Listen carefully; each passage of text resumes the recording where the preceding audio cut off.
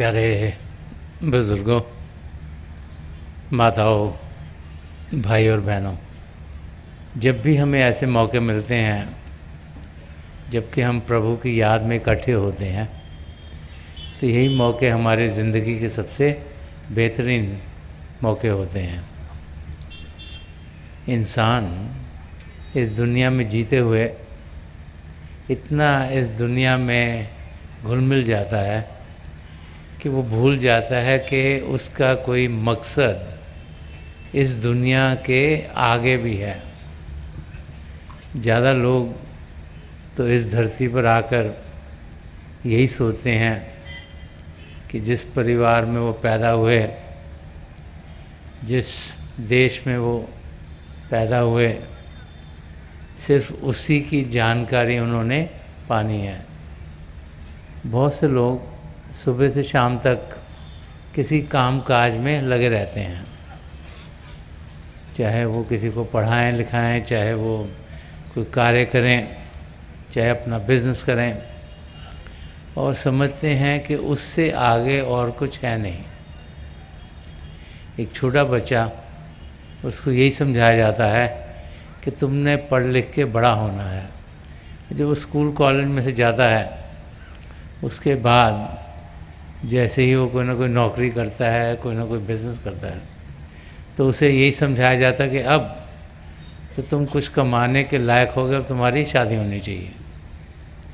शादी के बाद उसके बाल बच्चे हों और फिर ज़िंदगी भर वो अपनी फैमिली को संभालते संभालते ही गुजार देता है। हम सब भूल जाते हैं कि हम सब इस धरती पर किसी खास कार्य से भेजे गए हैं। हम सब का मकसद एक ही है, और वो है अपने आप को सही रूप में जानना और पिता परमेश्वर को पाना। कि अपने आप को सही रूप में जानना, ये पहला कदम है अपने मकसद को पूरा करने के लिए। अगर हम अपने आप को सिर्फ ये बाहरी रूप जो हमारा है, जो शारीरिक रूप है, वही समझते रहे, तो फिर इस सारी ज़िंदगी गुजर जाएगी इस शरीर को संभालते हुए, इसको सही रखते हुए, इसको खाना खिलाते हुए, इसको कपड़े पहनाते हुए।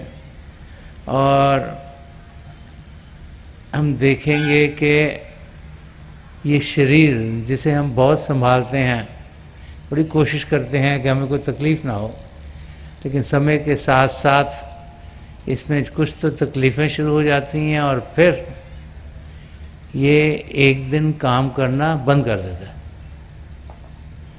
जिसे हम मौत कहते हैं, मृत्यु कहते हैं। वो शरीर का काम करना बंद है। वही शरीर जो पहले तक देख रहा था, सुन रहा था, चल रहा था, बोल रहा था, वो न बोलता है, न सुनता है, न चलता है, न देखता है, कुछ कर नहीं पाता। तो हम लोग क्या करते हैं, वो जीव जो हमें बहुत प्यारा था, हो सकता है हमारे पिता जी हों, हमारे माता जी हों, हो सकता है हमारे बच्चे हों, हो सकता है हमारे हस्बैंड और वाइफ हों, या हमारे बहुत नज़दीकी हों, हम जितना मर्जी उनसे प्यार करें, जैसे ही मौत होती है तो सबसे पहले हम में क्या ख्याल आते हैं कि अब इस शरीर को हम या क्रीमेट कर दें या दफना दें, जो जो हमारे धर्म में होते हैं आज से। और वही इंसान जो हमें बड़ा प्यारा होता है, सबको लगता है इनको घर से लेके जाओ, जल्दी लेके जाओ, ज़्यादा देर घर में रखो नहीं। क्यों? क्योंकि हमें अंदर से मालूम है कि वो जो असली इंसान था वो चला गया। शरीर घर में पड़ा हुआ है और शरीर का साइज़ भी सेम है, कुछ उससे अलग भी नहीं हुआ, हाथ भी लगे हुए हैं, नाक भी है, आंखें भी हैं, सब कुछ है, कुछ उसमें फ़र्क नहीं हो, श्रिंक नहीं करा, कुछ डिटोरिएट नहीं करा। लेकिन हमें अंदर से ये यकीन है कि इसको जो ताकत दे रही थी वो चीज़ चली गई। तो वो ताकत क्या थी? उसे आत्मा कहें, रूह कहें, सोल कहें, उस ताकत की जानकारी होना बहुत ज़रूरी है।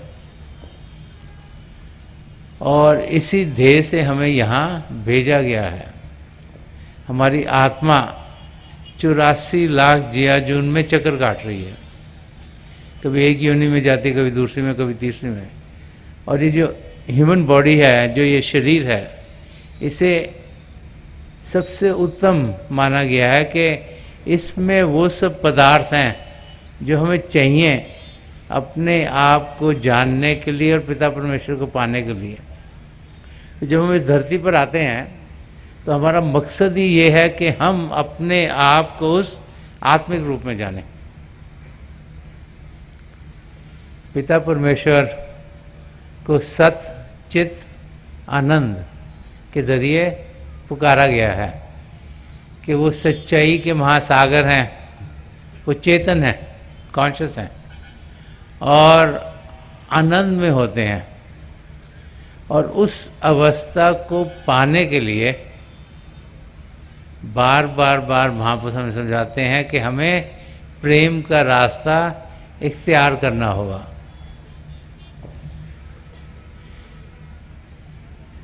हर एक धर्म ग्रंथ हमें यही समझाता है कि जिन्होंने प्रेम किया उन्होंने ही पिता परमेश्वर को पाया है।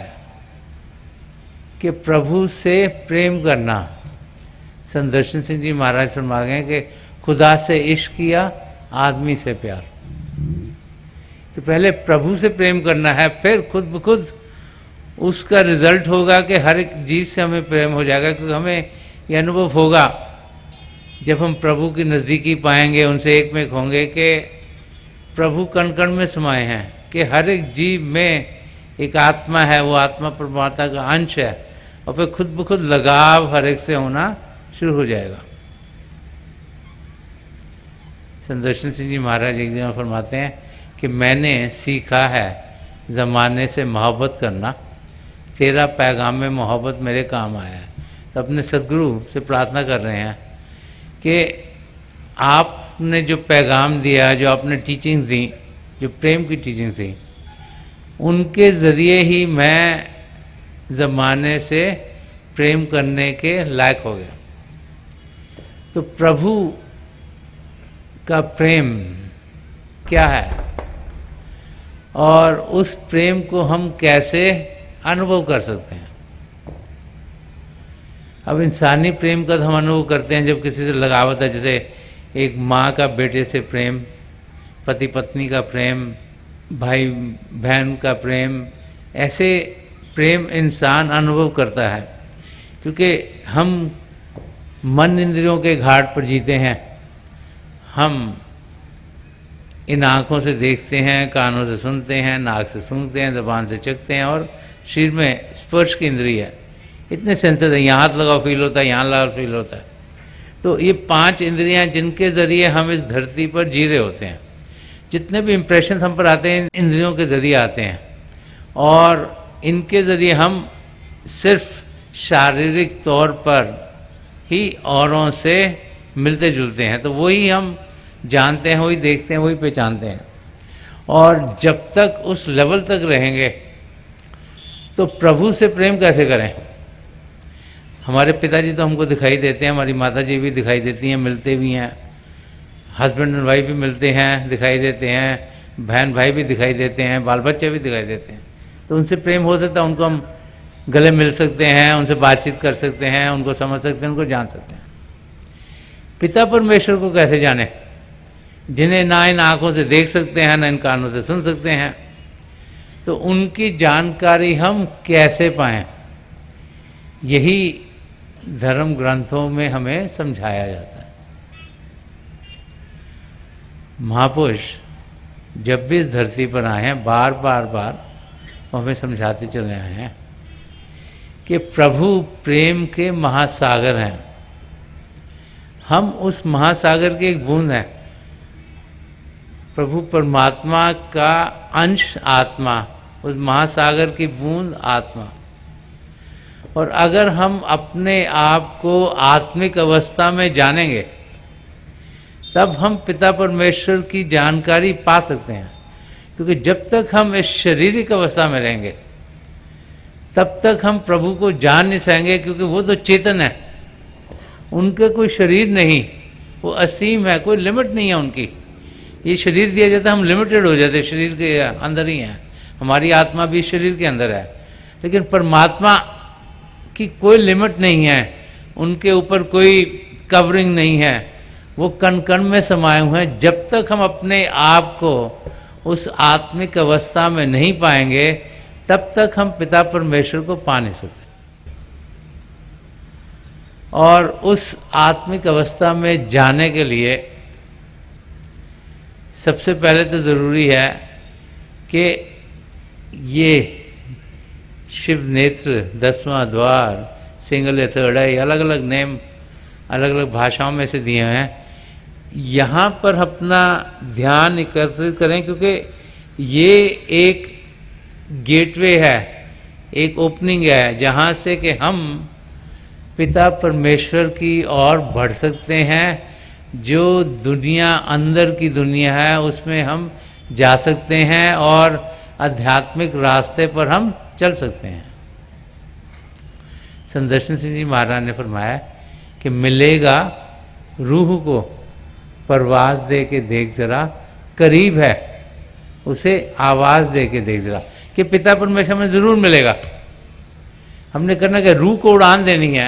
ये जो शरीर में आत्मा बिखरी हुई है इसको यहाँ पहले एकाग्र करना है और फिर हमारी सदगुरु की मदद से हम अंदर की दुनिया में बढ़ सकेंगे। प्रभु हमसे दूर नहीं, हम सबके भीतर हैं, हमें सिर्फ उनकी ओर ध्यान देना। अभी हम बाहर मुखी हैं, इन आँखों से क्या देखते हैं? बाहर की दुनिया को देखते हैं, कानों से क्या सुनते हैं? बाहर की आवाज़ें। बाकी इंद्रियों से भी क्या ग्रहण करते हैं? सो जो बाहर की चीज़ें हैं। हमें अंतर्मुख होना है, अंदर की दुनिया में जाना है। गुरु अर्जन देव जी महाराज ने फरमाया कि सब कुछ घर में बाहर ना ही, बाहर टोले सो भरम बुलाई, कि सब कुछ हमारे भीतर है। बाहर कहते कुछ भी नहीं है, ये माया की दुनिया है या धोखे की दुनिया है या फरेब की दुनिया है, ये आपको जाल में फंसा देगी, उससे आप निकल नहीं पाओगे। कि सब कुछ हमारे भीतर है, हम कदम अंदर की दुनिया में बढ़ाएं। और अंदर की दुनिया में कदम बढ़ाने के लिए हमें प्रेम की ज़रूरत है, प्यार की ज़रूरत है। अब प्यार के दो पहलू हैं, एक तो प्यार का पहलू है मिलन और दूसरा है विरह का पहलू। और दोनों पहलू बहुत ही ज़रूरी हैं। जब हमारी आत्मा को, जब हमारे अंदर से हमें भाव खुलते हैं कि हमने पिता परमेश्वर को पाना है, तो फिर आत्मा का परमात्मा से मिलन होना बहुत ज़रूरी है। हमारा असली रूप शारीरिक तो है नहीं, आत्मिक है। तो उस आत्मा की जानकारी पाकर उसका मिलाप परमात्मा से कराना, वो तो मिलन की अवस्था है जो कि अनंत से भरपूर है, जिसके कोई लफ्ज़ नहीं उसको बयान करने के। लेकिन जितनी देर वो मिलन नहीं हुआ तो वो विरह के पल हैं। जब हमें यकीन हो जाता है कि हम शरीर नहीं, हम आत्मा हैं, तो और हम देखते हैं हम तो आत्मा है मगर परमात्मा से दूर हैं। लाखों करोड़ों साल हो गए हमारी आत्मा को प्रभु से बिछड़े हुए, कभी एक योनि में भटक रहे हैं, कभी दूसरे में भटक रहे हैं, कभी तीसरे में भटक रहे हैं। तो उस समय विरह, प्रभु से दूरी हमें दिखती है। मोहब्बत का ये जो पहलू है विरह का, संदर्शन सिंह जी महाराज ने इसको बहुत प्यार से समझाया है। वो कहते हैं कि मोहब्बत नाम है बेताबी दिल के तसल्सल का। मोहब्बत की मैं दर्शन, ये निशानी लेके आया हूँ। वो कहते हैं रेस्टलेसनेस ऑफ द हार्ट, कि जो मोहब्बत है ये दिल के जो तड़पन है उसका नाम है। कि जब तक तड़पन नहीं होगी, जब तक लगन नहीं होगी, जब तक पैशन नहीं होगी पिता परमेश्वर को पाने की, तब तक आप मोहब्बत नहीं कर सकते, तब तक आप सही महीने से प्यार नहीं कर रहे हैं। तो प्यार का मतलब कि एक रेस्टलेस, एक हलचल, जो कि हर पल हर समय हमें प्रभु की याद दे। जिसमें हम चाहें कि हम प्रभु से एक में हों, जिसमें हम प्रभु को के मिलन के लिए तैयार रहें। और वही यहाँ पर बाबा फरीद जी हमें समझा रहे हैं, फरमा रहे हैं कि तप तप लोए लोए हाथ मरोड़ो। वो बता रहे हैं हमें कि मैं अंदर से जल रहा हूँ, तप तप लोए लोए हाथ मरोड़ूँ, बावल होई सो सोहो लोड़ूँ। वो कह रहे मेरी आत्मा जो है पागल हो गई है, हे प्रभु आपके प्यार में पागल हो, मुझ पे पागलपन सवार हो गया, मैं बावली हो गई, मैं आपको ढूंढ रही हूँ। ये आत्मा की पुकार है कि जब जब इंसान किसी चीज़ को पाने की कोशिश होती है तो वो फिर टिका नहीं रहता, वो हिलता रहता है, उसको लगता है मैं यहाँ कैसे पहुँचूँ, वहाँ कैसे पहुँचूँ, वहाँ कैसे पहुँचूँ।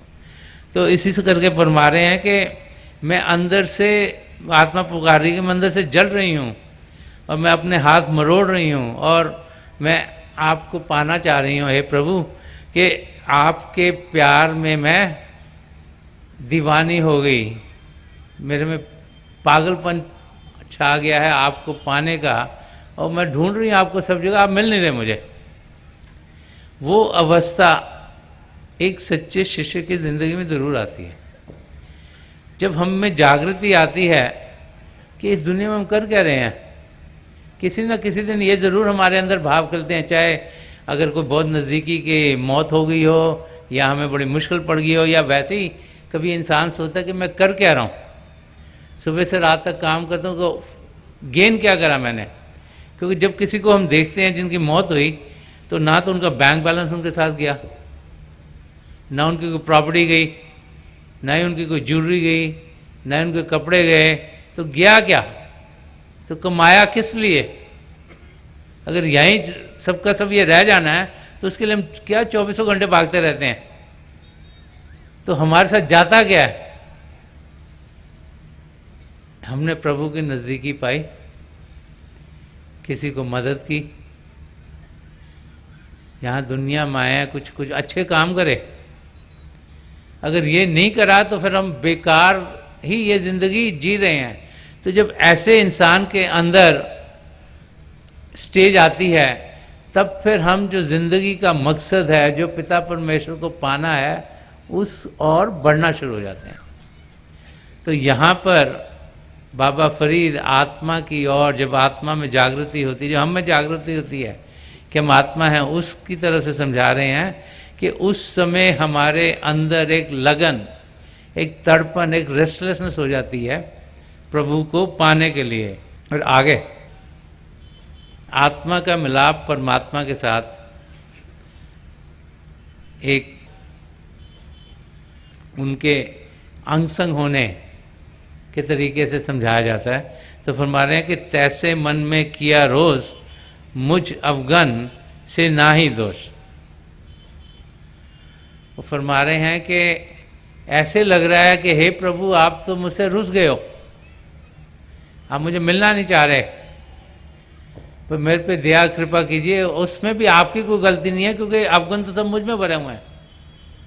कि ये रियलाइज करना कि हम गुणी नहीं, हम अवगुणों से भरपूर हैं, ये भी बहुत ज़रूरी है। क्योंकि जो इंसान समझता है मुझ में अवगुण नहीं, वो तो फिर उसकी हमें उसकी ईगो और भी बढ़ जाती है। जब तक हम अपने आप को एक नम्रता की अवस्था में नहीं पाएंगे, तब तक हम पिता परमेश्वर को पाने के लायक नहीं होते। तो ये बहुत ज़रूरी है कि हम ये जानें कि हम अवगुणों से भरे हुए हैं, और जब जब हम में जागृति होती है, सबसे पहले यही चीज़ हम अनुभव करते हैं कि हम कितनी गलतियां करते हैं रोज़ाना। हम सोचते हैं कि हम बहुत अच्छे काम कर रहे हैं। एक बड़ा अच्छा इंसान था, उसने सोचा मैं तो पिता परमेश्वर को पाऊंगा, मुझे घर बार छोड़ देना चाहिए। घर बार छोड़ के कहीं दूर जाके, एक छोटा सा पॉन्ड था, उसके किनारे पे उसने जाके अपनी कुटिया बनाई और वहाँ पे रहना शुरू हो गया और तपस्या करता था।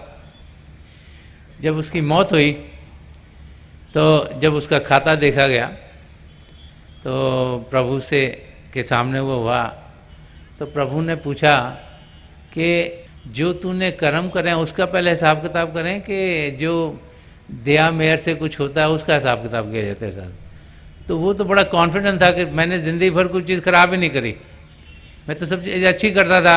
सवेरे उठता था, नहाता धोता था, अपना वहाँ से सारा दिन तपस्या करता था, किसी पर बोझ नहीं पड़ा, और मैं तो ठीक कर रहा था। तो उनका नहीं जी, जो जो मैंने करा आप कर दो, बता। क्योंकि उसे लगा कि मैं तो सब कुछ ठीक है, मेरा तो काम अच्छा होगा। तो उसने प्रभु को बताया ऐसे मैंने यहाँ कुटिया में रहा, पानी के पास है ये वो। तो प्रभु ने उसे समझाया कि देख, जहाँ तू रह रहा था, तेरे खाने के लिए वहाँ पर मुझे एक पेड़ लगाना पड़ा ताकि रोज़ तेरे को कोई फल मिल सके खाने के लिए। तेरे को मैंने जो तालाब था उसके पास रखा ताकि तुझे पानी मिल सके। जब तू रोज़ाना जाता था, पता नहीं कितने कीड़े मकोड़ों को तू मारता था पैरों के नीचे। तूने कभी जाना है?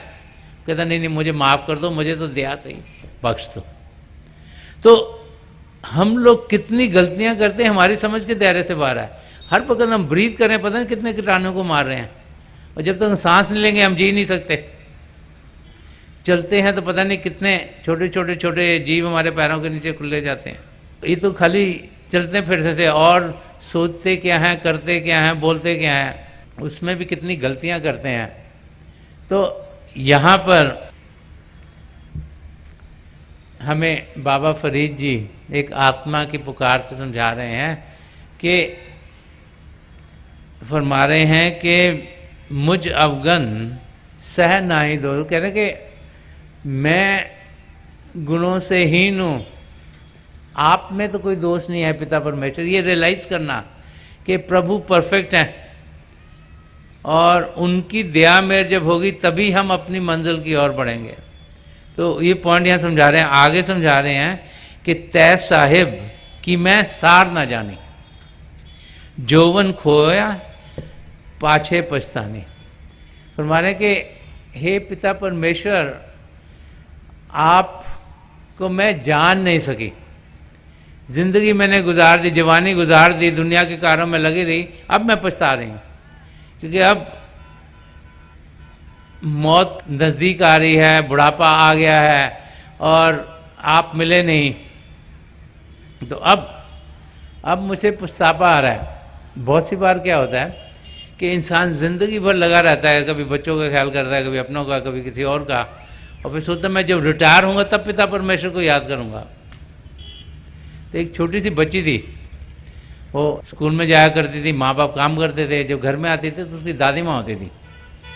तो वो घर में 3-4 बजे आती होगी, तो पेरेंट्स आते होंगे 6-7-8 बजे। तो देखती कि दादी माँ स्क्रिप्चर्स पढ़ती रहती हैं, कोई ना कोई धर्म ग्रंथ पढ़ रही होती है। तो एक दिन उसने अपनी माँ से पूछा कि दादी माँ हर वक्त क्यों पढ़ रही होती है, क्या इसने फाइनल एग्ज़ाम देना है कोई? तो हम लोग सोचते हैं कि हम आखिर में जाकर प्रभु को पाने की कोशिश करेंगे, लेकिन महापुरुष समझाते हैं कि जितना जल्दी हम अपने कदम पिता परमेश्वर को पाने के लिए बढ़ाएंगे, उतना समय हमें ज़्यादा मिलेगा प्रभु को पाने के लिए। तो यहाँ पे वो यही समझा रहे हैं कि जोवन खोए पाछे पछताने, कि अब हम पछता रहे हैं, क्योंकि जवानी के टाइम में तो हमने प्रभु को याद नहीं करा, जब शरीर भी तंदुरुस्त था, जब ताकत भी इंसान में होती है, जबकि हम जो कुछ करना चाहें कर सकते हैं। क्योंकि जैसे उम्र बढ़ती है, कभी शरीर में तकलीफ़ होगी, कभी और तकलीफ़ होगी, और अभ्यास के लिए बैठना भी थोड़ा मुश्किल होना शुरू हो जाता है।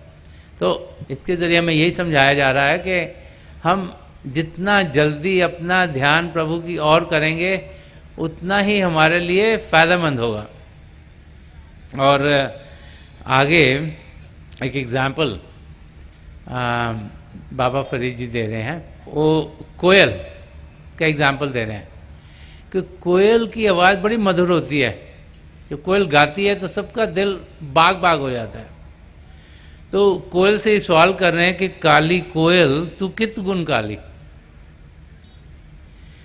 कि तेरे से इतनी अच्छी आवाज़ आती है तो तू काली क्यों हो गई है?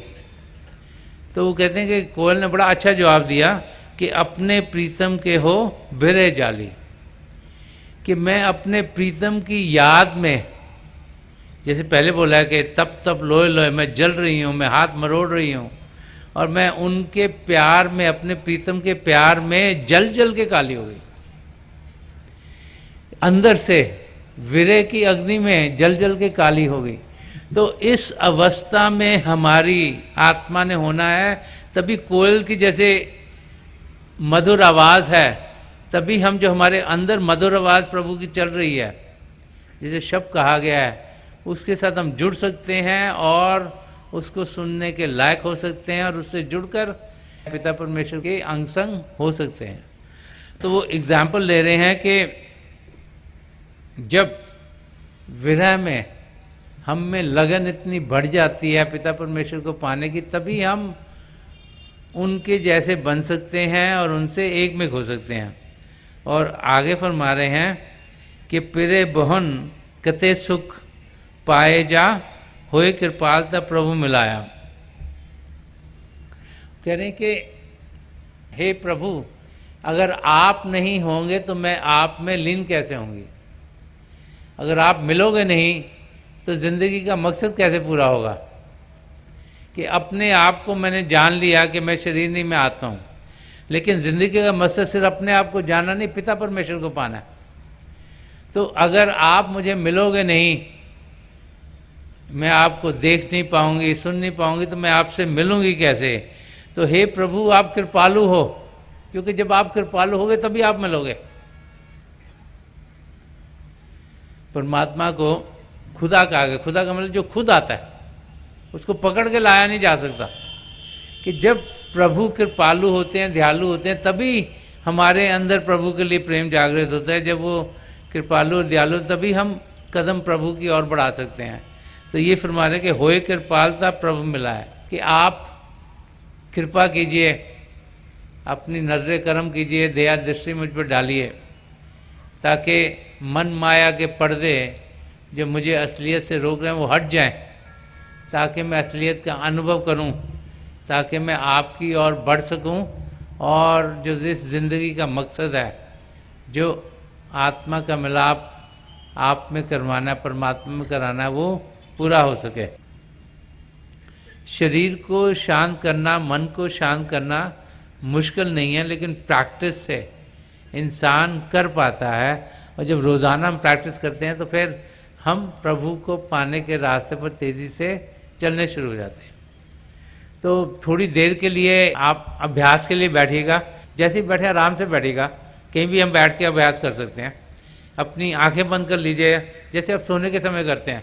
कोई जोर नहीं लगाना आँखों के ऊपर। ये जो आंखों के डेले आईबॉल से सीधे सामने होने चाहिए। कई लोग सोचते हैं कि शिव नेत्र यहाँ है, दो आंखों के बीच इनको उठाते हैं। प्लीज़ ऐसे मत कीजिएगा, नहीं तो आपको सिर दर्द होगा। तो आप आंखों को सीधा रखिएगा। अच्छा, आंखें बंद करते ही जो भी पिता परमेश्वर का नाम आपको अच्छा लगता है, आप उसको मन ही मन दोहराइएगा। आप देखेंगे कि थोड़ी देर में उस अंधेरे में आपको रोशनी के चिन्ह दिखाई देंगे। अब जो दिख रहा है उसके बीच में देखिएगा। मेरी पिता परमेश्वर के चरण कमलों में यही प्रार्थना है कि जो कुछ हम सबके लिए बेहतर है महापुरुष हमें दें। और जो पिछली संचय के महापुरुष हैं, हजूर बाबा सावन सिंह जी महाराज, परम संत कृपाल सिंह जी महाराज और दयाल पुरुष संत दर्शन सिंह जी महाराज, इनकी दया दृष्टि हम सब पर पड़े, ताकि हम अपने अंदर में शब्द के साथ जुड़ सकें। हम थोड़ी देर के लिए बैठेंगे, थोड़ी देर में मैं आपको इस बैठक से उठाऊंगा और मेरी शुभकामनाएं आप सबके साथ हैं।